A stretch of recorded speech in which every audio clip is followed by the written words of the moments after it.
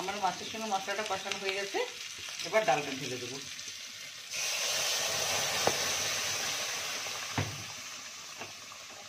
মোচা দিয়ে ডাল চিংড়ি। এই মোচাটাকে আমি কিছুটা ছাড়িয়ে রেখেছি, আপনাদেরকে দেখাচ্ছি এটা কিভাবে ছাড়াতে হয়। সবাই জানে, তাও একবার দেখিয়ে দিচ্ছি। ভেতরে এই শক্ত কাঠিটা একটু ফেলে দিতে হবে, আর এখানে একটা পাতলা ফুলের মতো আছে শক্ত, এটাও ফেলে দিতে হবে। ব্যাস, তাহলে হয়ে গেল।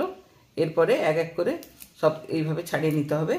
এরপরে ছুরি বা বটির সাহায্যে এগুলো ছোট ছোট কুচিয়ে নিতে হবে, ছোট ছোট করে।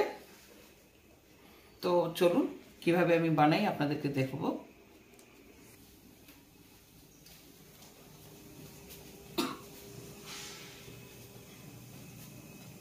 আমি মোচা দিয়ে ডাল চিংড়ির জন্য আমি নিয়েছি মোচা, এটাকে আমি কেটে নেব ছোট ছোট করে।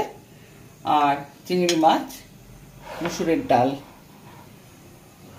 আর আমি মশলার জন্য আমি নিচ্ছি, যেটা দেখাচ্ছি। ফোড়নের জন্য আমি নেব প্রথমে শুকনো লঙ্কা, 5 ফোড়ন, তেজপাতা। আর মশলা নিচ্ছে একটু জিরে ধনে বাটা, লঙ্কা বাটা, পেঁয়াজ কুচানো, নুন হলুদ তো আছে, চিনি আর ঘি।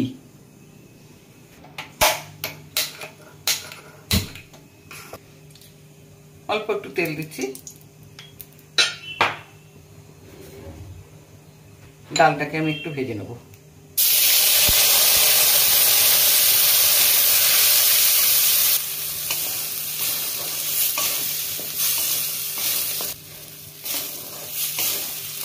ডালটাকে আপনারা এমনি গরম জলেও দিয়ে দিতে পারেন যখন জলটা ফুটবে।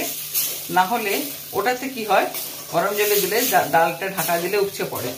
আর এটাতে যদি একটু ধুয়ে অল্প তেলে নেড়ে জল ঢালা যায়, তাহলে ওটা উপচে পড়ে না। আমি গরম জল করে রেখেছিলাম, জলটা দিয়ে দেবো ডালে। ডাল আমার অর্ধেক সেদ্ধ হয়ে গেছে, এরপরে আমি মশলাগুলো দিয়ে দেবো।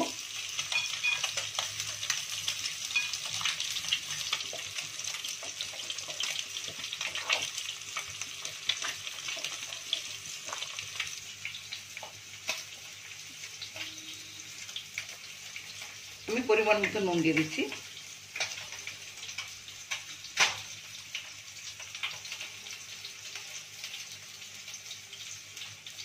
হলুদ আর চিনি দিচ্ছি। এবার আমি একসঙ্গে মিশিয়ে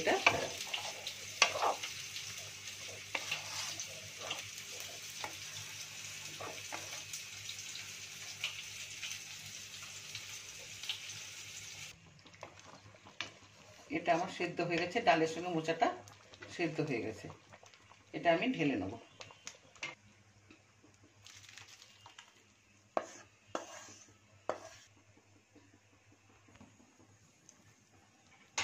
নুন হলুদ দিয়ে দিচ্ছি।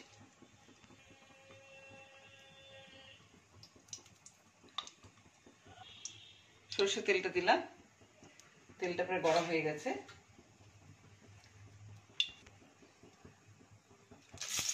শুকনো লঙ্কা ফোড়ন দিলাম, তেজপাতা,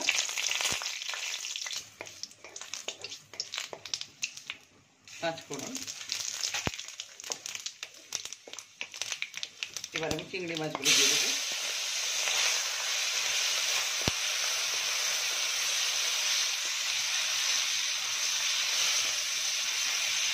পেঁয়াজগুলো দিচ্ছি। এবার একসঙ্গে মাছার ওটা আমি কষে নেব।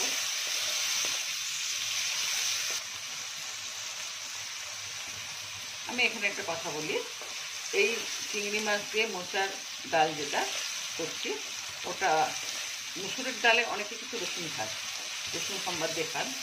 সেখানে কিন্তু যদি কেউ মনে করেন তাহলে রসুন ফোড়নও দিতে পারেন ওটাতে, সেটা একটা অন্য রকমের স্বাদ হবে।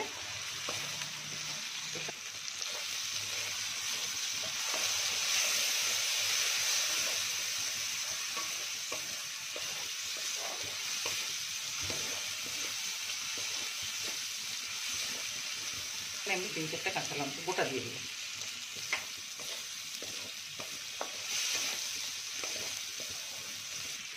আমার মাছের সঙ্গে মশলাটা কষানো হয়ে গেছে, এবার ডালটা ঢেলে দেবো।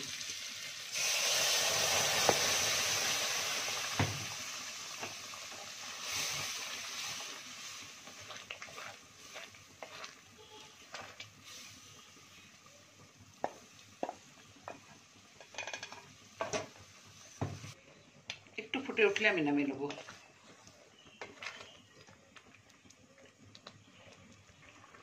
আমার ডালটা হয়ে গেছে, এবার আমি নামিয়ে নেবো।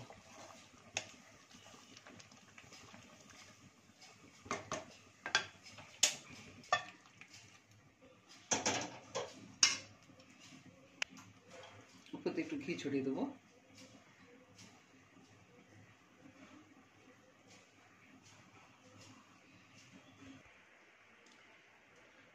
আজকে আমার ডাল দিয়ে মোচা চিংড়ি যেটা বললাম ওটা হয়ে গেছে।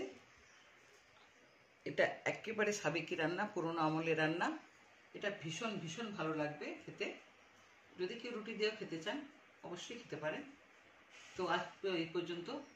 আশা করি আপনাদের এই রেসিপিটা ভালো লেগেছে। যদি ভালো লেগে থাকে অবশ্যই কমেন্ট করবেন।